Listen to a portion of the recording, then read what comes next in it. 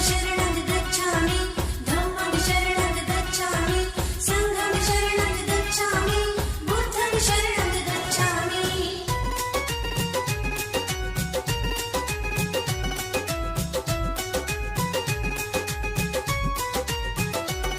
हम बौद्ध विरासत को जग में आबाद करेंगे, आबाद रखेंगे। सभी साथियों को जय भीम, जय भारत। मैं अरुण कुमार, आप देख रहे हैं अम्बेडकर प्राइम चैनल। साथियों, भारत के अंदर जो बुद्ध का जो महत्व होना चाहिए वो आज तक नहीं मिला।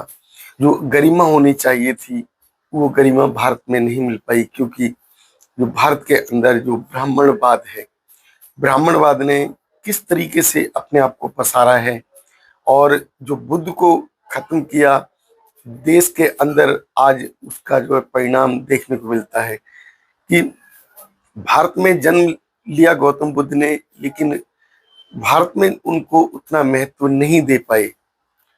इसके विपरीत अगर हम देखें कि विश्व के वो 57 देश, जिन देशों में बुद्ध पूरी तरीके से फैले हुए हैं, बुद्ध का प्रचार प्रसार जोरों से चल रहा है, इसी का परिणाम हमें देखने को मिला। इन लंदन के अंदर बुद्ध की रैली निकली, गौतम बुद्ध की रैली, उसने आंखें खोल दी। गौतम बुद्ध का जन्म भारत में हुआ और भारत में होने के बावजूद भारत के अंदर जो प्रचार प्रसार है वो आज तक नहीं हो पाया। लगभग 2700 साल पहले गौतम बुद्ध का जन्म हुआ और 2700 साल के बाद भी अगर आज हम देखते हैं भारत के अंदर, तो जो गौतम बुद्ध की जो स्थिति है वो बहुत कम है। ऐसी स्थिति जो उस देश के अंदर होनी चाहिए थी, जिस देश में उनका जन्म हुआ, वो देखने को नहीं मिलता है। जगह जगह गौतम बुद्ध का विरोध प्रदर्शन देखने को मिलते हैं।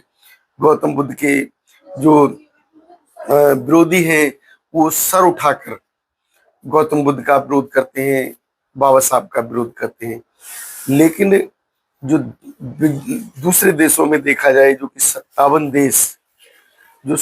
देश जो बुद्ध के आज अनुयायी हो चुके हैं, बुद्ध के प्रति समर्पित हो चुके हैं, बुद्ध के विचारधाराओं से उन्होंने प्रेरणा ली और उसी का परिणाम हमें देखने को मिला लंदन के अंदर। लंदन के अंदर गौतम बुद्ध की विशाल रैली का आयोजन हुआ और उस रैली को देखने के बाद शायद ब्राह्मणों के पैरों के नीचे से जमीन खिसक गई होगी, क्योंकि जो ब्राह्मण है वो कभी भी नहीं चाहता कि भारत के अंदर बुद्ध का जो है पुनर्प्रसार हो या देश विश्व के किसी भी कोने में गौतम बुद्ध का प्रचार प्रसार हो। तो जब बात आती है गौतम बुद्ध की, तो जो ब्राह्मण है वो ब्राह्मण अपना जो वर्चस्व देखता है कि खत्म हो रहा है, तो वो गौतम बुद्ध की, बाबा साहब की जो है पूरी तरीके से विचारधारा को नकारने लगता है।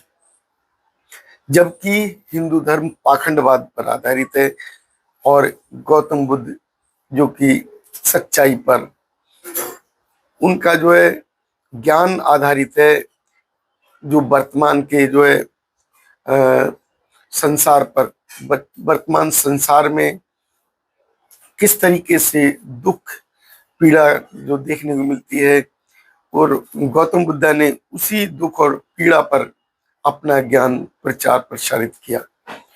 किस तरीके से देश के अंदर आज जो है हम देखते हैं, जो बोध गया के अंदर महाबोधि मंदिर है उसका विरोध किया जाता है। महाबोधि मंदिर पर जो विरोधी तत्व हैं वो अपना पूरा वर्चस्व बना कर रखना चाहते हैं। अब देखने की बात आती है कि अभी जो सुप्रीम कोर्ट के अंदर भी जो केस चल रहा था और 29 तारीख की जो डेट रखी गई थी महाबोधि बौद्ध विहार के जो है जो केस की, बीटी एक्ट को समाप्त करने की, तो उस पर भी जो सुप्रीम कोर्ट के अंदर जो स्थिति देखी गई वो कुछ हद तक वो ब्राह्मणवादी स्थिति ही देखने को मिली, क्योंकि ब्राह्मणवाद किसी तरीके से अपने वर्चस्व को बनाए रखना चाहता है। ब्राह्मणवाद गौतम बुद्धा को प्रचारित प्रसारित नहीं होने देना चाहता।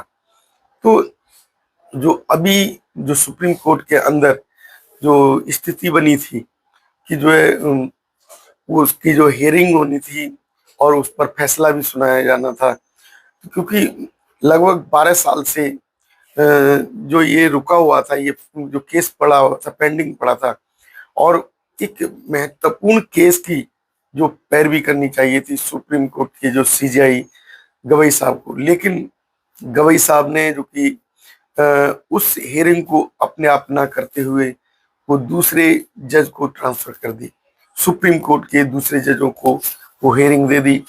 तो जो अभी की वर्तमान स्थिति है वो ये बताती है कि किस तरीके से जो ब्राह्मणवाद है वो हमारे देश के अंदर हावी है।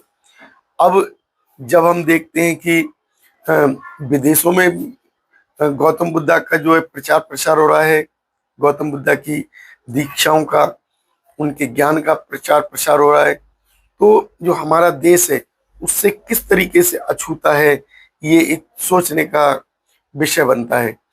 क्योंकि जो विदेश हैं, जो और देश हैं जो कि भारत की शिक्षाओं को लेकर, भारत की दीक्षाओं को लेकर, गौतम बुद्धा की उस ज्ञान से ज्ञानवान होकर अपने देश में संपन्नता हासिल कर रहे हैं। अपने देश के अंदर उन्होंने जो शांति का माहौल बनाया, लेकिन उसके विपरीत आज हम देखें हमारे देश के अंदर किस तरीके से गौतम बुद्धा का विरोध होता है, प्रदर्शन होता है, और हम लोग कुछ नहीं कर पाते क्योंकि हम लोग अभी संगठित नहीं हैं। हम 87% कहने के लिए 87% हैं, लेकिन जो बुद्ध के अनुयायी हैं, अंबेडकर अनुयायी हैं, वो अभी भी बहुत कम संख्या में हैं। अभी भी जो अन्य लोग जो कि जो गौतम बुद्ध से, बाबा साहब से प्रेरित नहीं हुए हैं, वो उसी गौतम बुद्ध का, बाबा साहब का विरोध करने लगते हैं, जबकि वो अनजान है, वो उनके ज्ञान से अनजान है। क्योंकि अगर गौतम बुद्ध नहीं होते, बाबा साहब नहीं होते, तो क्या हमारा देश आज हमें जीने देता?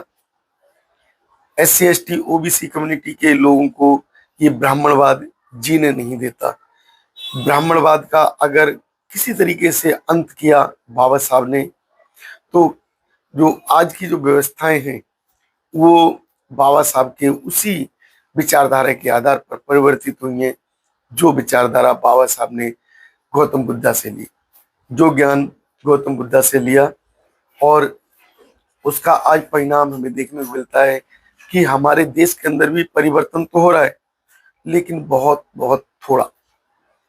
जो आज हमें हमारे ही विरोध में खड़े होने वाले लोग अगर देखने को मिलते हैं, तो वो कहीं ना कहीं ऐसे लोग हैं जो कि हमारे विरोधी हो जाते हैं, और वो हमारे अपने ही लोग होते हैं।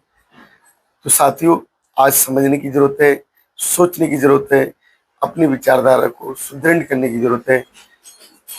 आपकी हमारी इस वीडियो से क्या राय बनती है हमें अवश्य बताएं। हमारे चैनल को सब्सक्राइब करें, वीडियो को लाइक और शेयर अवश्य करें। धन्यवाद। नमो बुद्धाय, जय भीम साथियों।